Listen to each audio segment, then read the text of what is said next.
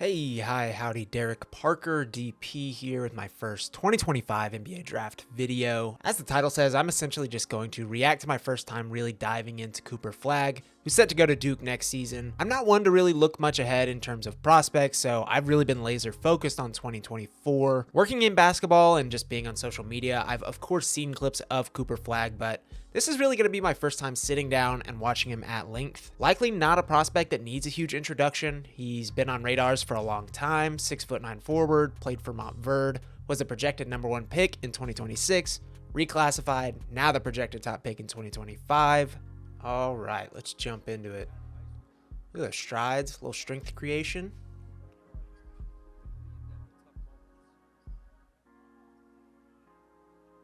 Ooh. He's got really good footwork. The jumper's funky. That high release, kind of knuckleball sometimes. But from what I've read, it goes in. Golly. Fake shot into a left-handed. And he's got feel. Loves the fake shot. And with that length, I mean, 6'9", you get into those. High rising, still have the opportunity to pass out of it. It's going to be a weapon. A little bit of three-point touch there.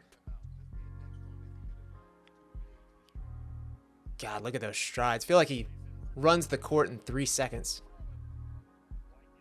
Purely just watching the highlights obviously isn't the best way to scout a player, but good way to familiarize yourself. And I think he seems like a really good decision maker in general. Nice mix of passing, scoring. He's got defensive instincts. And that jumper is funky. Ooh, thread the needle.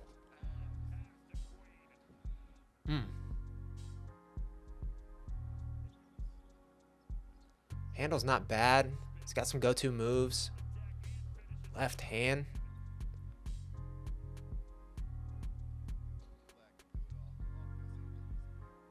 Ooh. Touch on that pass is nice. A little post action. Some post feel. Back to the basket. One dribble. Yeah, I mean, he stands out so well at the high school level. He's bigger, faster, stronger than everybody. He's got better instincts. God. I mean, I currently have no disagreements about him looking like a #1 pick. He stands out for sure. And I'm sure I haven't dove into the 25 class much or the other classes, but I'm sure all of the guys he's playing with here are studs. Probably at least D1 bound, if not the NBA.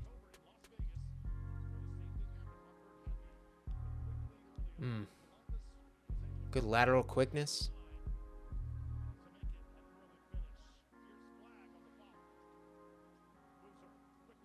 That was a good pass. Didn't matter. Obviously, he's likely not set to play the 5 or even probably the 4 in the NBA, but a shot blocking 3 who can kind of connect the way he does, score the way he does. It's enticing for sure.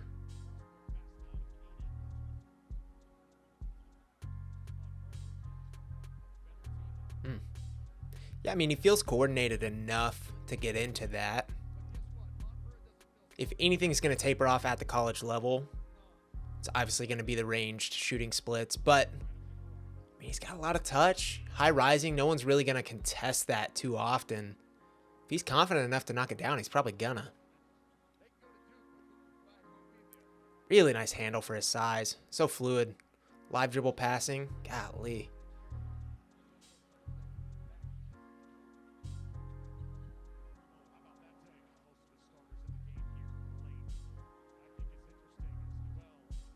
Seems like he's got really good processing skills.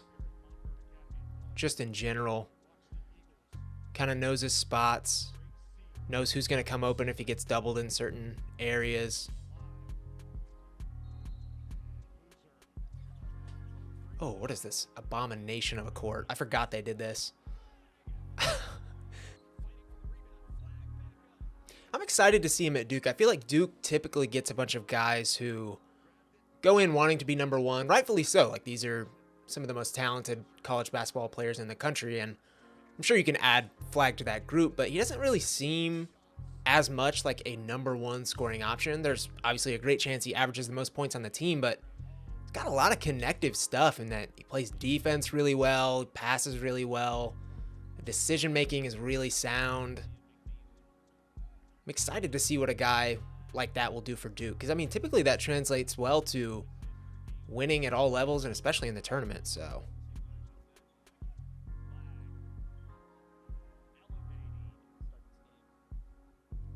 ooh, dude, the defensive highlights, for as good as the offense is, his defense is stellar.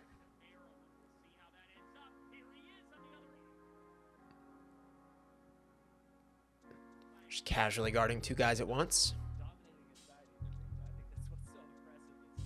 Good awareness.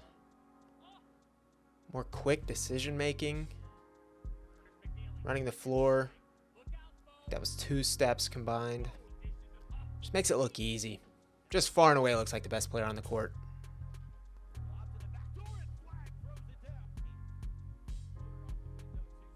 Look at him go. Good grief.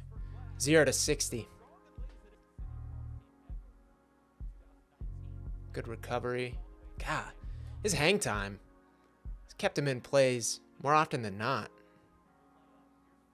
Good footwork. Good touch. The floater.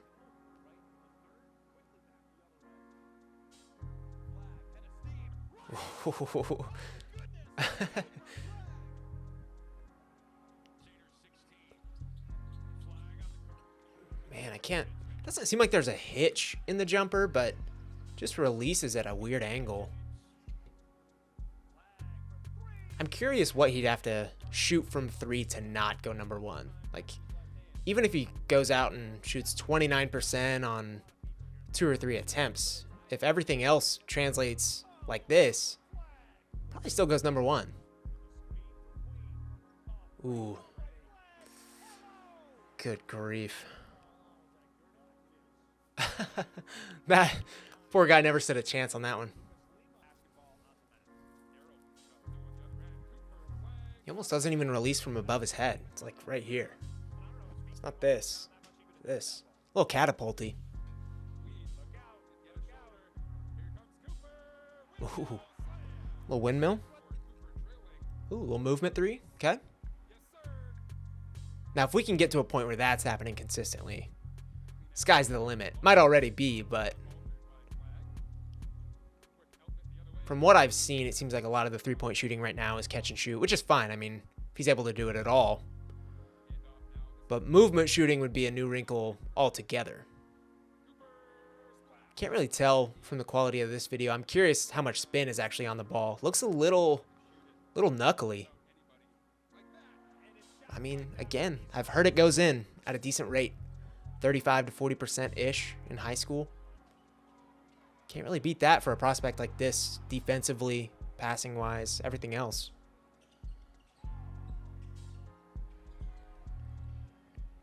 Again, fundamental understanding of who's open when he's not. Always good to have in a prospect. Runs the floor, man. Look at him run the floor.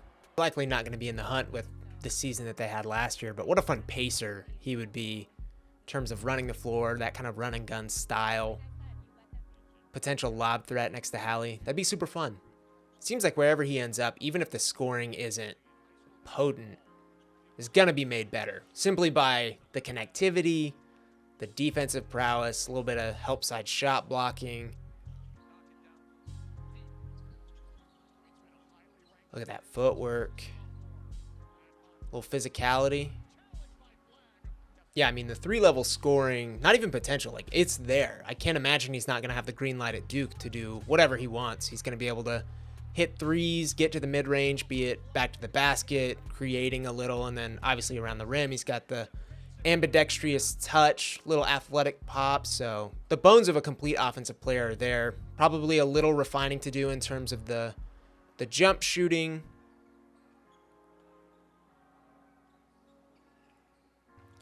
Seems like he's going to have a counter for pretty much anything the college game throws at him, though. Not going to be able to sag off. Probably going to be a good enough shooter to at least capitalize there. If you have a big body on him, he's going to be able to get by. If you've got a smaller body on him, he's going to be able to get to that post game a little bit. Maybe the mid-range, some pull-up jump shooting. Seems really complete. He seems advanced. I mean, again, far and away the best player on the floor in every single one of these videos. Doesn't even look close. Good touch. Just envisioning like a pick and roll with him and Alex Sarr, what that would look like. If the Wizards do indeed end up at the top of the order next year, how fun would that be? Starting your rebuild off with Koulibaly, Sarr, and Cooper Flagg. Seems like the live dribble's a little shakier. Probably one thing to refine, since his creation's decent enough. The handle's good enough at 6'9". I'm sure something that will come with time.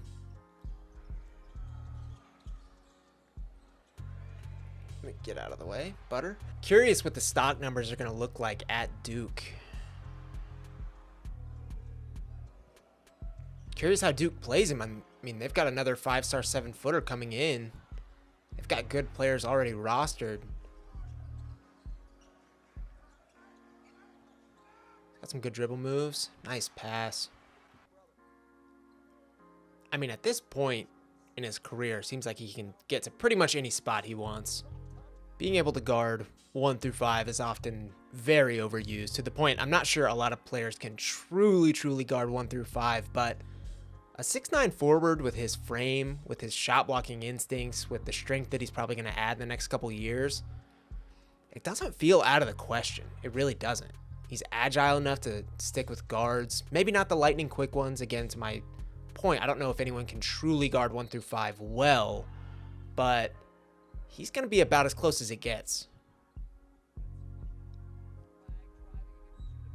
Could probably stand to add a little bit to the handling. But again, the stride's so long right there, the strength. In terms of the matchups he's going to be drawing, he's going to have the edge in probably both those categories in terms of strength creation and getting downhill in general with the first step, the burst, stuff like that. So, and again, we're also talking about a 17, 18-year-old who's going to get better and better in the next year alone. Not a lot of complaints on my end, really. I mean, this is all pretty ticky-tack stuff in terms of real, true scouting.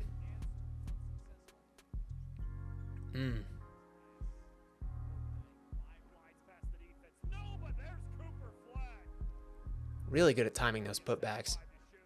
Probably legitimately going to be a factor moving forward.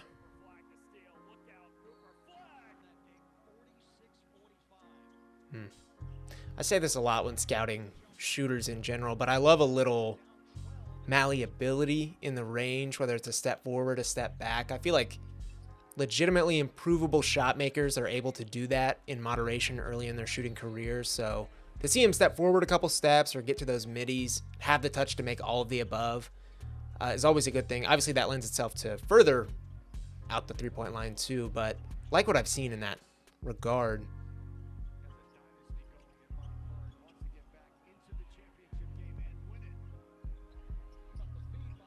Little Kevin Love to those look-ahead passes. Especially for a guy who projects to be an elite rebounder, that's a fun wrinkle that a lot of teams could use. A lot of teams don't have.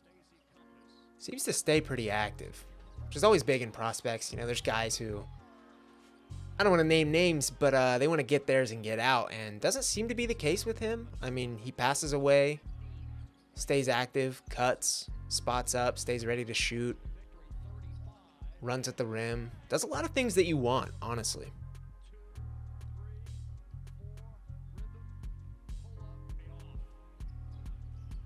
God, the stride. I cannot get over how long those strides are. Just eviscerating ground on the court. Little curl. Wow. Again, if that's ever consistently added to the bag, we are looking at a monster. We might be anyway. Ooh, pick the pocket. Ooh, behind the, oh my gosh, into the pull-up. Run that one back.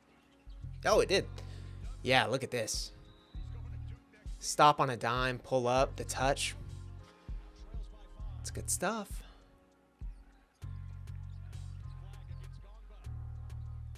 Seems to have a pretty acute understanding of how much ground he needs to cover with those dribble moves to create advantages, which a lot of prospects at this stage in their career aren't thinking about advantage creation, at least tangibly. They might be doing it without knowing it, but he seems to have a really fundamental understanding of how to gain advantages, how to take advantage of things that he's doing, creating matchups that he wants. Super fun prospect. So that's it. Again, really my first time watching Cooper Flagg at length. Super unique prospect, 3-level scorer, really versatile defensively, high motor. Not really a player that we're used to seeing as the #1 prospect. I'm kind of glad we're seeing a two-way resurgence. Not really an original thought at this point, but fully looks the part of a 5-star prospect. A guy who will be in the top 3 mix all year long, the odds-on favorite to go #1. Let me know if you liked the video, if you want me to do this for other 2025 prospects. I have no idea if this is what people want to see, but I figured I'd give it a try. I had fun with it, so let me know, and we'll see you next time.